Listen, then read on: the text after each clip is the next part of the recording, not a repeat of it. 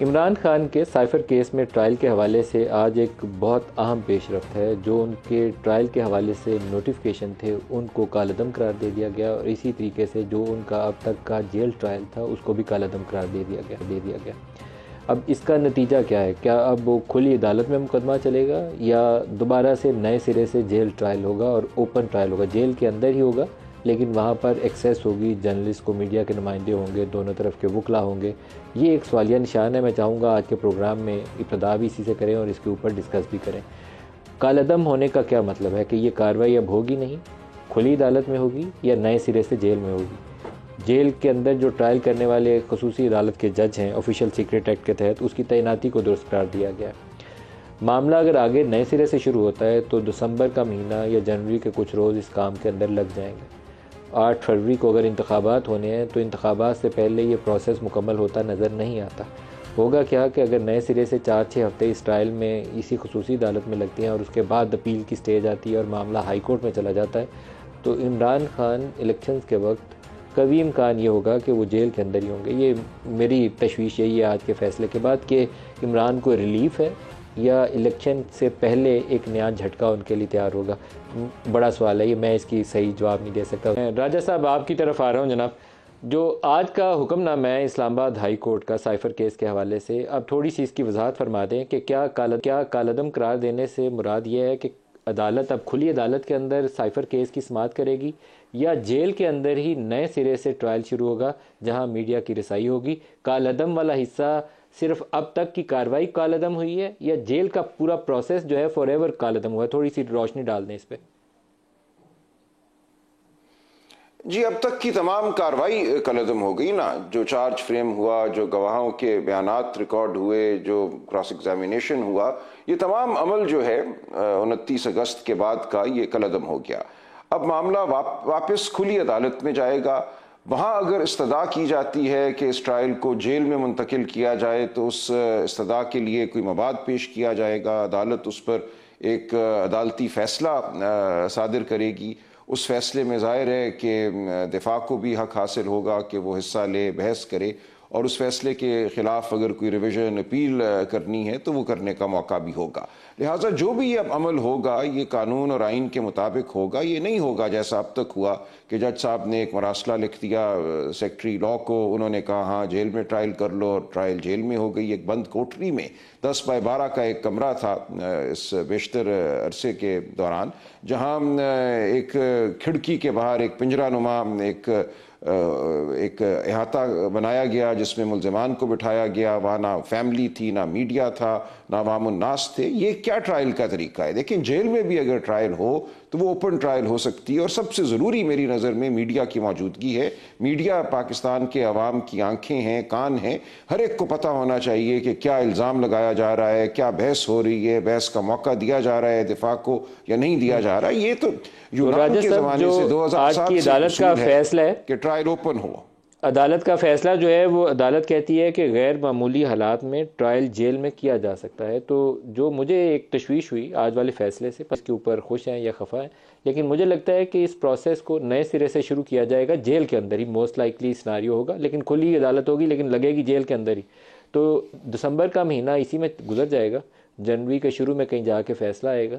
تو 8 فروری کو انتخابات ہیں، تو انتخابات سے پہلے یہ کیس کہیں اسلام آباد ہائی کورٹ کے سامنے پڑا ہوگا.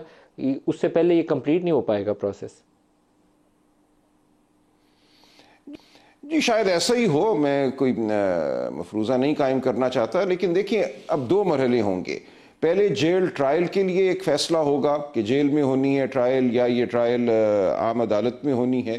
اس فیصلے کے خلاف اعلیٰ عدالتوں سے رجوع کرنے کا موقع ہوگا. لہٰذا وہ پورا عمل چلے گا. اس کے بعد ٹرائل اگر جیل میں بھی ہونی ہے تو ہوگی. لیکن جیل ٹرائل کا مطلب جیسا کہ میں نے عرض کیا کلوزڈ ٹرائل نہیں ہے. یہ نہیں کہ اس میں کسی کو موجود ہونے کی اجازت نہیں ہوگی. جیل ٹرائل کے اندر بھی یہ انتظام کرنا ہوگا کہ میڈیا، خاندان، عوام الناس موجود ہو سکیں. تو یہ سارے مراحل جو ہیں اب طے کرنے ہوں گے اور اس کے بعد کارروائی صحیح معنوں میں شروع ہوگی. لیکن آپ اس کو ریلیف کنسیڈر کرتے ہیں؟ یہ دوبارہ نئے سرے سے شروع ہونا آپ کے خیال میں ایک برڈن سم ہوگا جس میں ٹائم زیادہ کنزیوم ہو جائے گا، اور انتخابی عمل کے اوپر یہ ایک باقاعدہ اس کا اثرات مرتب ہو سکتے ہیں کہ اگر انتخابات سے چند روز پہلے یہ فیصلہ ہے کہ عمران خان کو سزا ہوگی تو آپ اس میگنیچیوڈ کا امپیکٹ جو ہوگا اس کا وہ اندازہ کریے کہ کتنا ہوگا، برے طریقے سے متاثر کرے گا انتخابی عمل کو۔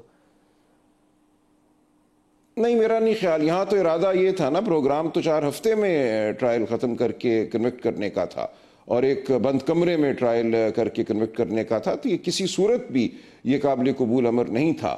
اب اگر ٹرائل شروع ہوگی، جب بھی شروع ہوگی، اس میں جو بھی فیصلہ ہوگا، دیکھیں فیصلے تو کسی حد تک متوقع ہیں، لیکن فیصلہ کس طرح ہوتا ہے وہ میں سمجھتا ہوں زیادہ ضروری ہے، عوام کو پتہ ہو کہ کیا ہو رہا ہے عدالت میں، اور اس کے بعد ظاہر ہے اپیل کا عمل ہوگا اور معاملہ آگے چلے گا۔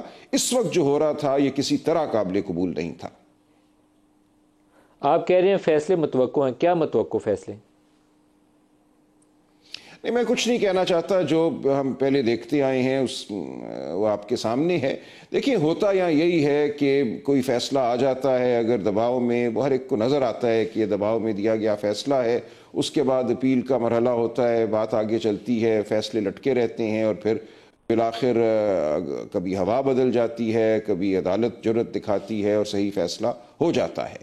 تو یہ ایک عمل ہے جس سے ہم گزرتے ہیں، ہر سیاستدان گزرتا ہے، ہر 6-8 سال بعد اس عمل کو دہرایا جاتا ہے، تو بہرحال اس سے ہم گزریں گے، لیکن ہر سطح پہ اور ہر قدم پہ میں سمجھتا ہوں مزاحمت ضروری ہے، اور جتنا بھی آئین اور قانون کے تقاضوں کے مطابق معاملات کو آگے بڑھایا جا سکتا ہے اس کی صحیح اور کوشش ہر ایک کو کرنی چاہیے۔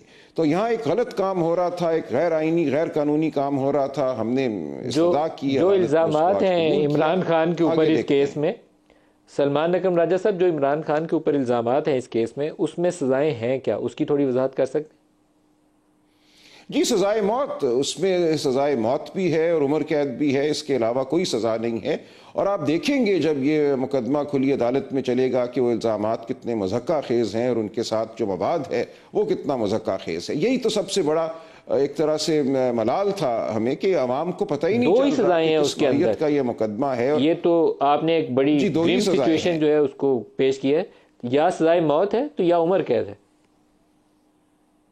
جی، اور یہ بات جب عوام کے سامنے آئے گی کہ کس بنیاد پہ سزائے موت طلب کی جا رہی ہے، کس بنیاد پہ یہ کہا جا رہا ہے کہ کم سے کم سزا عمر قید ہے، تو آپ دیکھیں گے کہ عوام کے شعور میں بھی اضافہ ہوگا اور عدالت بھی محتاط ہوگی۔ یہ بند کمرے میں ٹرائل کا مقصد ہی یہ تھا کہ کسی کو علم ہی نہ ہو، کانوں کان خبر ہی نہ ہو کہ ہو کیا رہا ہے، مانگا کیا جا رہا ہے، کیا شہادت گواہی پیش کی جا رہی ہے، کیا الزام ہے۔ میں تو یہاں تک کہوں گا کہ اس ٹرائل کو ٹیلی وائز ہونا چاہیے تاکہ لوگوں کو سمجھ آئے کہ اس ملک کے ساتھ اور ایک سیاسی عمل کے ساتھ کیا کھلواڑ ہو رہا ہے۔ تو میری نظر میں تو یہ مقدمہ بالکل آپ کا یہ میرے خیال میں مناسب بات ہوگی آپ کا ٹیلی وائز کرنے والا مطالبہ، کیونکہ جسٹس عطر منلہ صاحب نے اسلام آباد ہائی کورٹ کے اندر اور قاضی فائز عیسیٰ صاحب نے سپریم کورٹ کے اندر ایک نئی مثال بنائی ہے، تو آپ کو آئی تھنک یہ پریک کرنا چاہیے اسلام آباد ہائی کورٹ کے سامنے کہ اس کو ٹی وی کے اوپر دکھایا جائے، یا ایٹ لیسٹ یوٹیوب کے اوپر اس کی لائیو کوریج دکھائی جائے۔ میری نظر میں تو ایسا ہونا چاہیے اور ایسا مطالبہ کرنا چاہیے۔ ایک چیز اور آپ سے پوچھ لوں، وہ براہ راست اس کیس سے تو منسلک نہیں ہے، لیکن بعض خبریں ایسی تھیں کہ پاکستان تحریک انصاف غور کر رہی ہے کہ اگر انتخابی عمل میں ان کے لوگوں کو آزادی نہیں ملتی انتخابات میں حصہ لینے کے لیے، مختلف لوگ ان کے پارٹیاں چھوڑ رہے ہیں، دوسری جماعتوں کو جوائن کر رہے ہیں، تو وکلا برادری جو ایکٹیو ہے ان کو وہ ٹکٹس دیں گے۔ تو وکلا برادری میں کیا سلمان اکرم راجہ بھی اس عمل کا حصہ ہوں گے، انتخابات کی طرف جائیں گے پی ٹی آئی کے ٹکٹ کے اوپر؟ دیکھیں میں اس بارے میں کچھ نہیں کہنا چاہوں گا۔ میں یہ ضرور سمجھتا ہوں کہ جبر کے ماحول میں ہر ایک پہ ایک طرح سے یہ فرض بن جاتا ہے کہ وہ جبر کے خلاف کھڑا ہو، اپنی آواز بلند کرے۔ اس میں کوئی وجہ نہیں کہ ندیم ملک کیوں نہ انتخاب میں کھڑے ہوں۔ جب ممانعت کی جا رہی ہو اور ایک غیر آئینی ممانعت ہو تو اس غیر آئینی ممانعت کے خلاف مزاحمت جو ہے قانونی بھی ہے اور سیاسی بھی ہے۔ میری نظر میں دونوں سطح پہ مزاحمت ضروری ہے۔ ندیم ملک تو ایک جرنلسٹ ہے، وہ اس عمل کا حصہ نہیں بنے گا، انتخابات میں حصہ نہیں لے گا، لیکن سلمان اکرم راجہ انڈائریکٹلی کنفرم کر رہے ہیں کہ آپ انتخابات میں پی ٹی آئی کی ٹکٹ کے اوپر الیکشن میں کانٹیسٹ کریں گے، کیونکہ یہ جبر کے خلاف آپ اسے کہہ رہے ہیں مزاحمت کا عمل ہے۔ نہیں دیکھیے، میں نے ایسا کچھ نہیں کہا، لیکن میں اس کو خارج از امکان بھی نہیں کہتا، اور جرنلسٹ پہ بھی کوئی دروازے بند نہیں ہیں سیاسی عمل کے، نہ وکیل پر بند ہیں۔